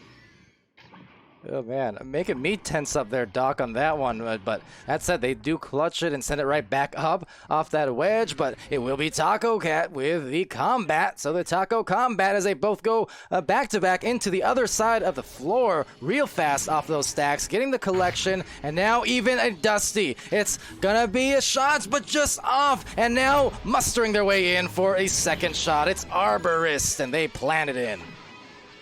Wow, that was some grit and perseverance there. Getting stunned out, losing the disc, picking it up again, taking a shot, missing it, getting your own rebound, and then sending another bounce shot in. So Arborist not giving up and tying it up to at 4 here. Yeah, great job to stick with it despite the initial miss. And yeah, that was a great way to tie it up here. Shout out real quick as well to Chad in there. See Smooth right in. You see Splash here. Splash is right in right for the goal and deals a lot of trouble to that goalkeeper. You see Darth Citrus, who's already had a couple nice grabs, just trying to shield himself from the defender at the backboard. And sometimes that's all you need. You don't even need to always punch the goalie. Just having a extra presence there around him is enough to kind of distract. Distracting indeed. When I'm in goal and that's happening, it can be fun for a minute, but it's very difficult to stop the stun and the drive. So yeah. Passing now is Darth Citrus. Darth Citrus working his way along the floor. So goalie not afraid to come out for Fire Ferrets. Taco Cat on the back line at Double Diamond, holding it, looking calm under pressure. Darth Citrus backs it out, but stolen by VR Frontier, and he gets a nice clear going backwards. The stacks are looking to get together, but everyone is jumbled up here. The stacks will not get there, so floating kind of and missing it there, but Best Sparkies picks it up and sends it back toward the Final Frontier zone. And very, very quick on that recovery there was Jake Fox, along with Splash here, just guarding that back line, maybe awaiting that back pass if they need it. That said, just pushing it forward with some speed. That's going to be a corner bouncer that might go to the rebound, indeed, for Wolfeed. And Wolfeed right back to the midline, meeting that stack halfway. I like the mobility. I like this push. But now a double KO, and when push comes to shove, well, Taco Cat not showing a lot of love, at least not for the Wolf. No love lost in Echo Arena. It's all about getting the disc, stunning them out, doing whatever you can. Yeah, there can be love before and after, but in the arena, it's blood sport. With Darth Citrus picking it up, he gets stunned out there by Wolfeed, and Wolfeed sends it through. The stack will be together. There's incredible chaos, but picked up again by Final Frontier, and with a shot bouncing around into the orange bubble, it'll be picked up by Darth Citrus. Oh, but stolen, and Taco Cat picks it up. Let's see if he can clear it out. And we'll get a partial one that just kind of stays around the lip of the tunnel, that entrance, but a great position play there. Midfield, Taco Cat now dishing one deep into the blue zone. That's going to ricochet towards the goal, almost in. It's going to be grabbed now by Jake. Jake doesn't have a lot of time before being dropped by Arbor, and now trying to find maybe another shot there. Corner, always a dangerous situation, but the grabs, the leeches, super impressive there from Final Frontier, but Fire Ferrets still there on the recovery, trying to guard off this cross, and couldn't make the shot there for Final Frontier, still back at them again. Final Frontier with some really dangerous opportunities, but some really great defense by Fire Ferrets right there, stealing the disc and almost with the clear, but VR Frontier is right there. So back on the move is Final Frontier. Jake Fox off the nest into the top pocket, 18 meters. That's a beauty. Yeah, had to act quickly, decisively, and they did. After that, again, recovery. This is looking a little bit similar, I kind of want to say, to, what we had just seen on stream, prior there with Subatomic and Cosmic, right? Where the orange team at the time, in that last match, defending pretty heavily, pretty nicely, making the blue team take a lot of attempts, but ultimately the blue team is getting multiple shots at it, and they will eventually convert. That's what we're seeing in this one here between Fire Ferrets and Final Frontier. Frontier, which is to say kind of a Final Frontier mirror match, as they will be snagged by Jake Fox. And actually pretty nice clear right through the mid lane. Yeah, and just like that, Final Frontier showing their defensive chops and clears. That was an incredible steal by Jake Fox. Could have been a nice shot by Taco Cat, but now cleared back into the Final Frontier zone. This will be bouncing around the floor. It'll be picked up by VR Frontier, but can't quite clear there. Taco Cat attempts to clear it through. The disc is bouncing high. Who's going to be there faster? Almost went in the goal there. That would have been a nice feeling, even though it wouldn't have made a difference in the round, as the round closes and Final Frontier takes it 8-4. Yeah, pretty competitive round, though. Gotta say, that was a fun watch for sure. Still another round to come, and Final Frontier able to muster in some more shots off of those otherwise good defensive stands. But as always, it just comes down to kind of overpowering by sheer volume. Wolf saying warm-up round, let's go. So rooting on the Fire Ferrets there. I love what I'm seeing from both of these teams here, Palidore. Really looking forward to round 2. Yeah, for sure. And other shout-outs in there that didn't get a chance to earlier, but again, to Wolf, Smooth Riding, and Crazy Kit as well. Jackson back in there, back in action, of course, and Wines, we just saw in that prior match here between Cosmic and Subatomic, and a lot of faces in here from some of the matches, and also just in general across our 2 channels. Again, here on channel 2, we've been streaming a few in a row. This is our final one, at least for the moment, and over on channel 1 as well. So much for Subtlety and Sir Dimwee and Co. Nightfire, I believe, was there for 1 or 2, streaming some matches on channel 1, including Master Tier. So wherever you are, whoever you are, glad you joined us. Round 2 about to begin. So let's get it going. And Crazy Kid, to answer the question real quick, maybe I'll have to look at the schedule. With that, here we go.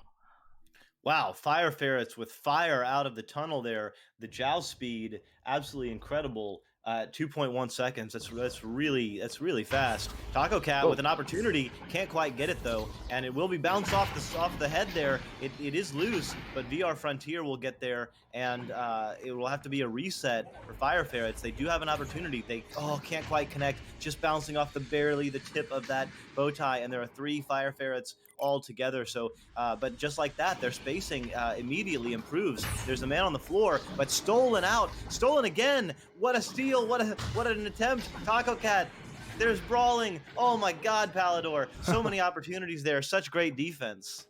Yeah, that was in such close proximity so many times. They're still going to have another one, perhaps. Don't have a lot of time. That one's dinging off the top. And dropping over to Darth Citrus. You can see the one defender in between these two. Wolf trying to deal some damage, as will be splash the clear perfectly through that left side and right back to the boost. Yeah, really great read on that by Splash, coming out of gold just a little bit, and swooping up that disc with the incredible clear. Disc is now bouncing around, and it'll be Splash in the area, but Jake Fox gets there first, passes to a teammate on Nest. But dinged off, and now it's bouncing around the floor. Picked up again by Final Frontier. Looks to make a pass, can't quite connect. There are 2 more Final Frontier players, but they get stunned out. VR Frontier picks it up, and off the shoulder sends it in. Yeah, off the shoulder of that block, and then right through the stomach, seemingly, of the goalkeeper, just aiming right for the gut, and indeed that is a gut punch, as they do find the first 2 for Final Frontier in round 2 after about, 2 minutes.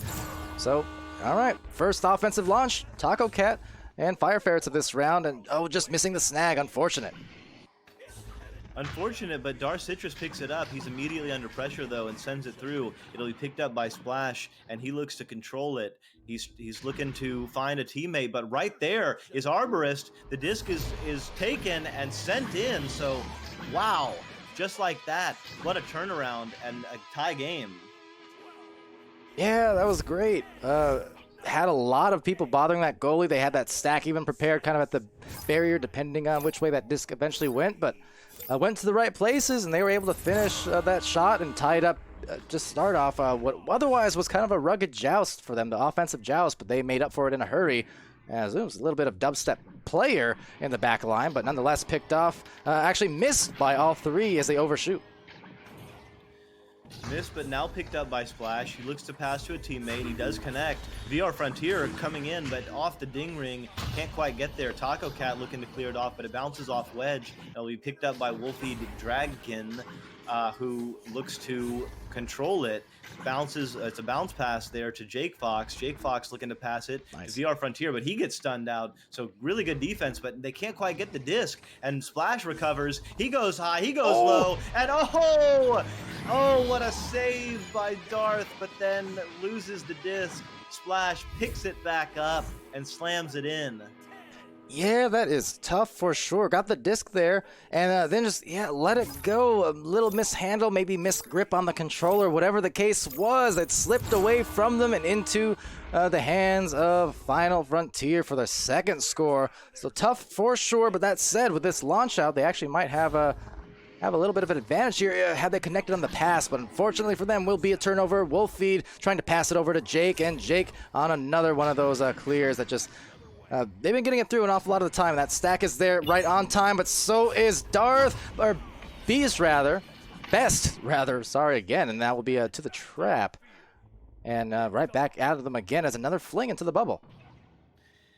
Yeah, and just missing it there. Ooh. Heartbreaking for Fire Ferrets. Didn't catch who that was that just barely missed that disc, but that gave Splash the opportunity, and he didn't miss it on that occasion.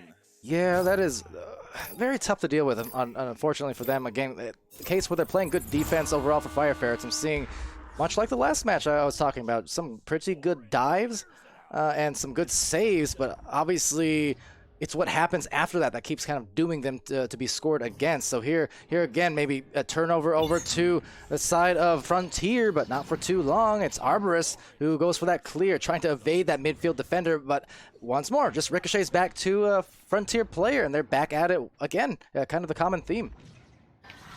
Yeah, it bodes well for the future that Fire Ferrets has such good defense, and yeah, if they could just get a little bit better clears and maybe a little bit crisper on their passes, I think they're gonna improve really quickly. One thing I noticed with a previous misconnection is try and stick on things so that you don't find yourself floating in space if your teammate passes and maybe it's a little behind you. If you're connected to something, then you can react and go back for that pass, but if you're just floating in space, then it will be a misconnection. So definitely something to work on. Something I'm working on as a player is just to always be moving geo to geo, stop to stop, but the disc is bouncing around there. It was a dangerous opportunity for Final Frontier. They're looking to make the pass. They do connect. Wolfie Dragkin. What a save by Best Sparky. And Taco Cat looks to clear it out, but again, can't quite clear it. And Final Frontier does pick it up and look to reset their offense.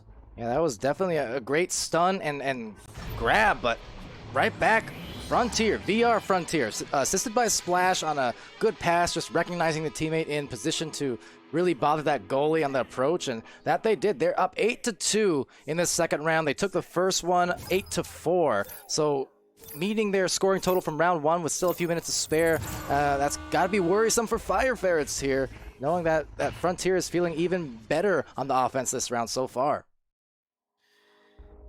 Yeah, they the same things that plagued Fire Ferrets in round one are kind of coming back in round two, and again, Final Frontier on the offensive attack. VR Frontier sends it through. The disc will be tapped by Darth Citrus back into the Final Frontier zone. Taco Cat, he's got a little bit of speed. Darth Citrus got a little bit of speed, and just missing the tap. That would have felt really good for Fire Ferrets there. Yeah, that would have been great to put them within 4 points. Again, with 3 minutes left, they still have some time. That pass is right there. The shot is right off. However, Taco Cat couldn't quite find it. Very, very close, trying to evade the goalkeeper who was present inside, as they do find themselves out at the stack and right back on the heels with only 2:37 left remaining now. So even less time to work with, but still at least a few goals difference to make up. Yep, and that clear can't quite get to the teammate there. So again, back on the offensive attack, goalie comes out. Taco Cat not afraid to come out of goal if they can get the disc. So disc is now cleared in. Can their stack get together? It does, but getting there quicker is Splash for Final Frontier. And Best with the disc, but Best being assaulted there as that disc is cleared over into the maybe attempted pass even. There was a teammate in the general area for Final Frontier, but Taco Cat gets it back. And again, less than 2 minutes left. I mean, they need to score right about now. That lane is open. That shot could be huge. Oh, but not there. Rebounded, flung, but not made either. So these opportunities are beginning to pile up, unfortunately, and time is even closer to being expended. Oh, so many close shots for Fire Ferrets. They've had their opportunities and just haven't quite been able to connect. They do still have time with a minute and a half left. The disc is bouncing loose, but VR Frontier comes out and successfully taps it out. Incredible defensive play there. Splash working along the wall and follows your advice from the previous stream. Palidore sends it in opposite tube and successfully clears it through there. Yeah, but now taking it back is Wolfie Dragon, and looking at that lane, just saw maybe an opportunity and decided to go for it. Can't fault him for that, but that said, it will not produce any points. The clear coming out as these players try and grab some boost, but a little bit slow to it. You can see players kind of floating around for Ferrets. Meanwhile, Frontier were just quick on the recovery. That said, didn't actually matter too much because Arborist will get it after that snag at the midfield. Yeah, it doesn't take much. A single missed connection on a regrab can really be the difference between being in the right place and not. Disc bouncing around on the ceiling now.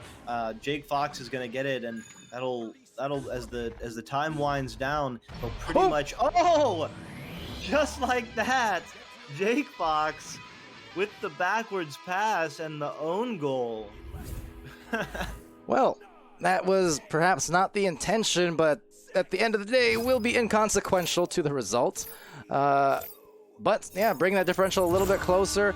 And with that, despite the rather interesting ending, it was still indeed a 2-round success here for Final Frontier on the offense, despite some pretty sturdy and indeed fiery defense from Fire Ferrets, but just couldn't quite do it on the other end to complete some of those plays. Yeah. But as you said, Palidore, I think this is the first time both of these teams are getting streamed, so or regardless, one of the few times. So it'll be great for both of them to look back. This tape is invaluable in taking a look at what you can improve on, what kind of misconnections could have been tightened up, and I really like the overall strategy. I saw just great teamwork by both teams. Great defensive stops by both teams, and even some really nice long shots. I know Fire Ferrets kind of struggled to get it actually in the goal, but lots of dings off the crossbars there. Lots of really close shots. So it's not a long way for either of these teams to really improve and move up in the ranks.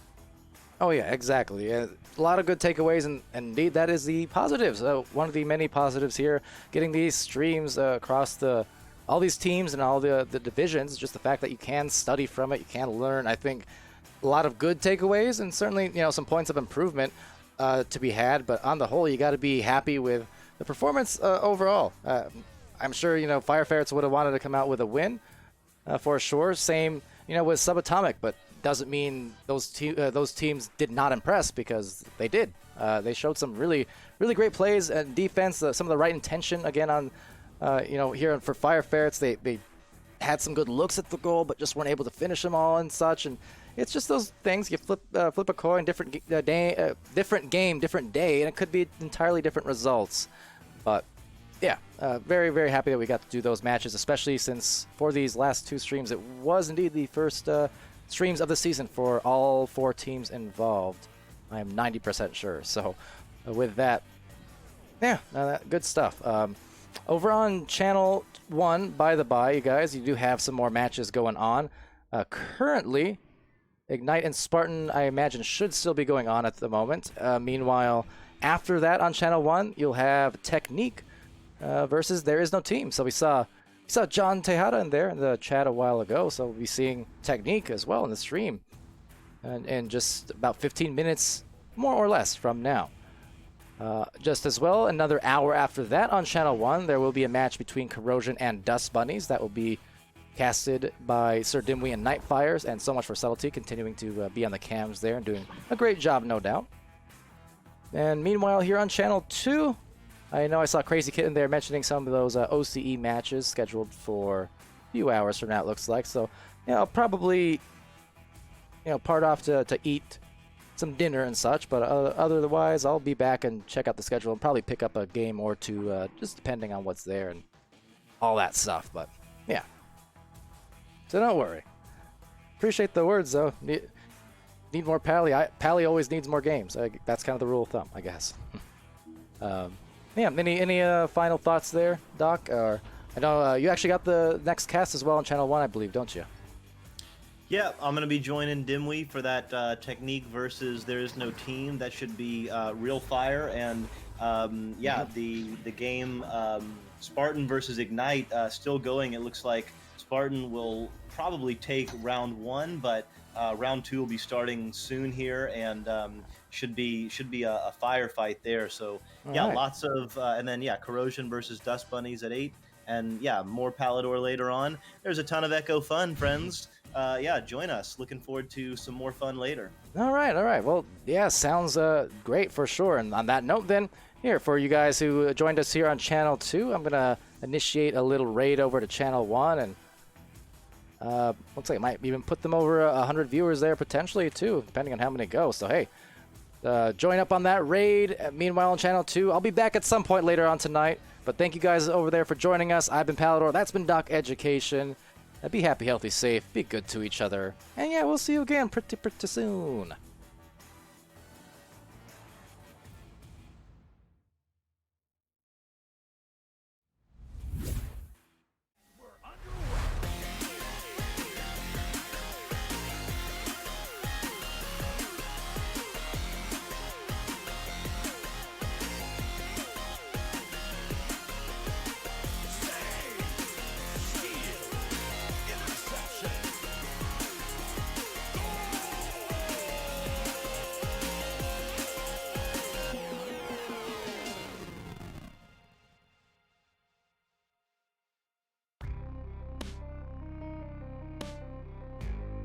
Season 3 of VRML Echo Arena is brought to you by HyperX, Rebuff Reality, Asterion Products, ProTube VR, VR Cover, Fixed Gaming, and VRware.net.